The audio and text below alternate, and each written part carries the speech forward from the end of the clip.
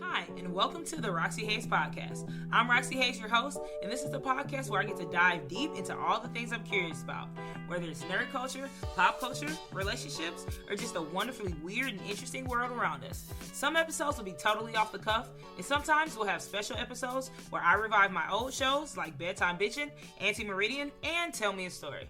But no matter what, it's always going to be a fun, unpredictable ride. So sit back and let's get into it. Hey y'all, and welcome back to the Roxy Hayes Podcast, where we explore nerdy things, nostalgic things, and sometimes things that just make you feel things. Today we're going to slow it down a little bit. We're going to get a little softer because I want to talk about something that is very near and dear to me, someone that is very important to me, Mr. Rogers. Yeah, that's the cardigan-wearing, soft-spoken neighbor who looked directly into the camera and made you feel like you mattered. So this episode is about why he still hits, why we needed him, and honestly, why we still do. And PBS, the network that brought us Mr. Rogers, is losing critical funding.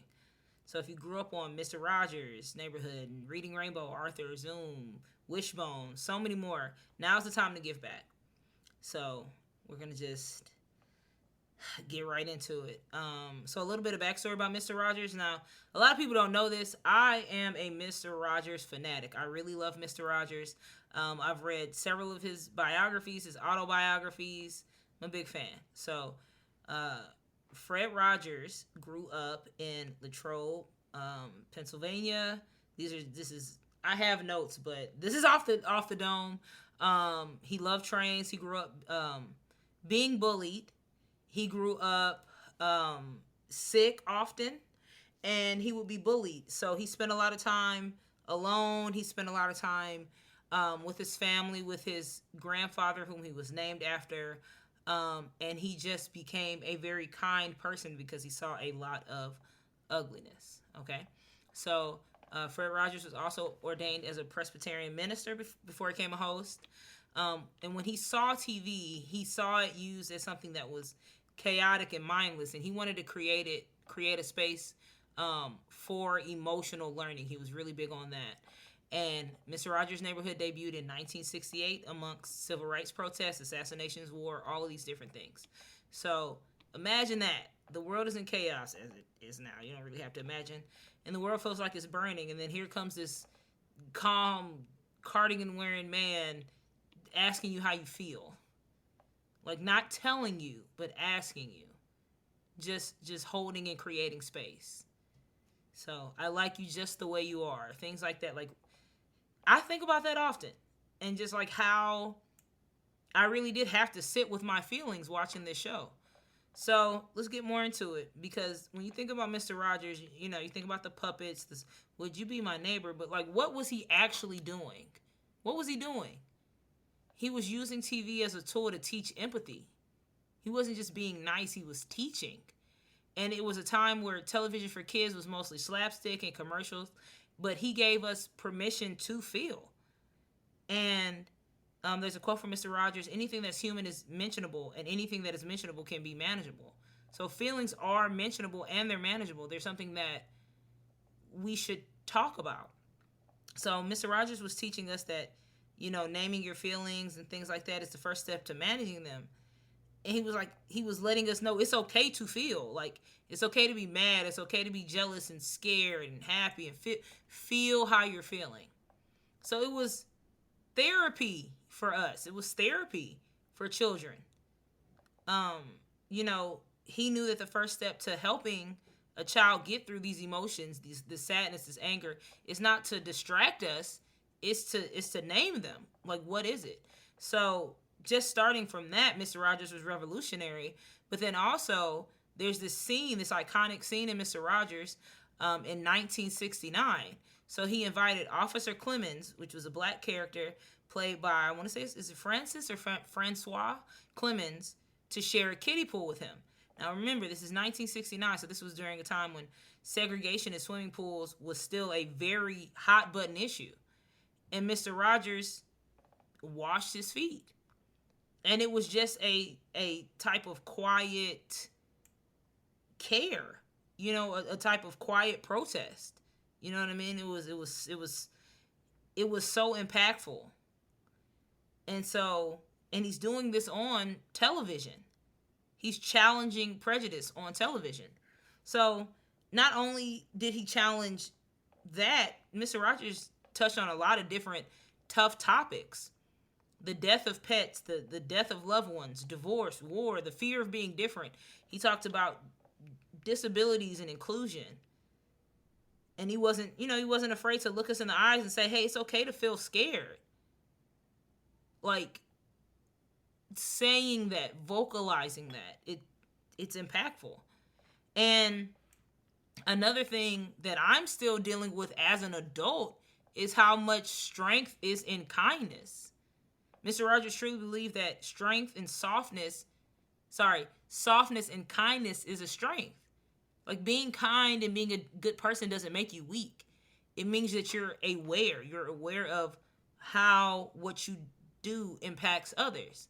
And I think about that, like, just how, and I'm a comedian. So even just like being around people and they're always roasting, and it's like, we're always joking and being mean to each other, really. You know what I mean? And it's like, yeah, it's funny, but like, also it's okay for us to be nice to each other. Like, I've literally been in a room and everybody's just talking shit, and I've said like, hey man, can we just talk? Because sometimes you even if there's no mean intentions behind it, like, can we just feel kindness for a second? God damn. And so another things that Mr. Rogers did was he changed television. So like, his show, there wasn't flashy edits. He had long pauses. He used silence for reflection. It had slow pacing. It gave you room to think. So instead of TV being a distraction, he made it a mirror. So it wasn't just about the show. It was about connection. He looked into the camera. You felt like he saw you. As a child, being seen is important. And so there's another quote where you said, there is something of yourself that you leave at every meeting with another person. So I will say Mr. Rogers definitely made me feel seen. Like, I used to watch Mr. Rogers a lot at my grandmother's house. So my dad would drop us off at my grandmother's house if he needed us to needed her to watch us, or like if we were sick, he wouldn't leave us at home. When we got older, he did, but when we were younger, he would take us to our grandmother's house because she lived right by where he worked with, which was at college at a University of Houston. And so she didn't have cable, and my grandmother was a Sunday school teacher, so she was really big on, like, she would not let us watch a lot of stuff. So, like, Simpsons and all that stuff, like, she wouldn't let us watch. So we would mainly watch, like, Christian TV. So, like, I've seen, like, most Christian kid shows I've seen, including one called Superbook. Like, it's a Christian anime. Like, I've seen all of it. And we watched a lot of PBS. And Mr. Rogers was always the one that kind of stuck out for me because it felt like he was talking to me. And like, I have an audiobook of Mr. Rogers, like, reading a book he wrote. It's called You're Special, and I cry. And even like, sometimes I'll watch YouTube clips and I'll cry, and I'm not the only one. Like, that kindness is still there. And to go on a tangent, but not on a tangent, there was a video a little while ago where Steve from Blue's Clues, and you can tell Blue's Clues definitely took inspiration from Mr. Rogers, but he was talking to the camera and he was like, hey, so how are things? How are you? Oh, I haven't seen you in a while. And like, I watch that often and I weep. And I was like, what am I crying about? It's just like, because I'm feeling the kindness and I'm feeling like I care, and I'm feeling like someone gives a fuck about how I feel, and I don't feel that every day. And I feel like that's the same thing for a lot of people. We don't feel like somebody cares all the time. Genuinely cares. We know people like us. We know people love us. I mean, hell, even me being like a entertainer and all of this stuff, like, I know people fuck with me, but sometimes I don't feel like people care. And I want to make sure that I'm making people feel like I care. So, yeah, just a little self-awareness. This episode's going to make me cry. I really love Mr. Rogers. And so why do we still need Mr. Rogers? All the things I just said, but also, like, this world is so fucked up. It's so fast-paced. We're always overstimulated. So much going on. And it's like, sometimes we need to just pause, like, take a break. Let's just take a break. There is an obsession with like how strong you are, how hard you are. And it's like that doesn't leave a lot of space for being soft. And I feel like people look at softness and kindness as a weakness, but it's not. And I think like Mr. Rogers made us feel that and feel like it was okay. And I did not really comprehend that as much as a child as I do now. And another quote from Mr. Rogers: love isn't a state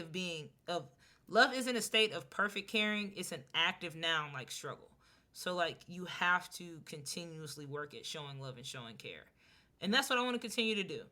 Like, I'm still going to be me. I'm going to still talk my shit and be the person that I am. But I want to make sure that I'm making people feel like I care and I'm showing kindness. So thank you for hanging out with me today. If you've ever felt too soft or too emotional or too much, just know Mr. Rogers would have told you that you matter, and I wholeheartedly agree. So whether you're in a cardigan or chaos, like, take a deep breath today. Speak gently to yourself and maybe even your neighbors.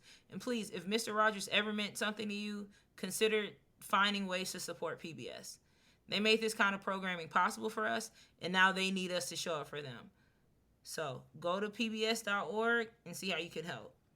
And don't forget to share this episode, subscribe. You know, maybe somebody needs to hear a little Mr. Rogers.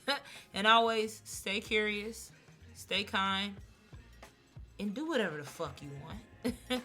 Peace. If you enjoyed this episode, be sure to follow me on social media at Roxxy Hayes, ROXXYHAZE.